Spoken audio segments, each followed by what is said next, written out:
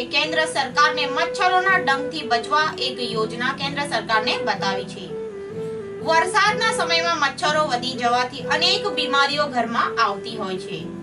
મચ્છરોના ડંખથી બચવા કઈ રીતનું નારાયણ સાંઈએ યોજના કેન્દ્ર સરકારને બતાવી છે અને શું છે યોજનાઓ જુઓ અમારા આ અહેવાલમાં। નારાયણ સાંઈ છેલ્લા 4 વર્ષથી સુરતની લાજપોર મધ્યસ્થ જેલમાં બંધ છે। જો કે થોડાક દિવસ પહેલા નારાયણ સાંઈએ કેન્દ્ર સરકારને સ્વચ્છ ભારત મિશનના અંતર્ગત એક યોજના બતાવી હતી। આ યોજનામાં નારાયણ સાંઈએ કેન્દ્ર સરકારને જણાવ્યું હતું કે હાલ ચોમાસાની ઋતુ શરૂ થઈ ગઈ છે। વરસાદ પડવાથી મચ્છરો આવવાથી અનેક બીમારીઓ ઘરમાં આવતી હોય છે, જેનાથી બચવા માટે નારાયણ સાંઈએ કુદરતી પેડ લગાવવાનું વિચાર કેન્દ્ર સમક્ષ રજૂ કર્યું હતું।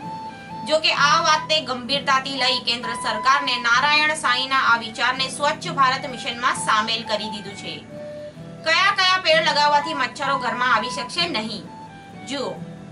યુરોપિયન, પેનીરાયલ, લેમન બામ, પીપરામિન્ટ, મોરપંખ ગેંડે અને ગોલગોટે આ તમામ વૃક્ષો લગાવવાથી મચ્છરોના ડંખથી બચી શકાય છે।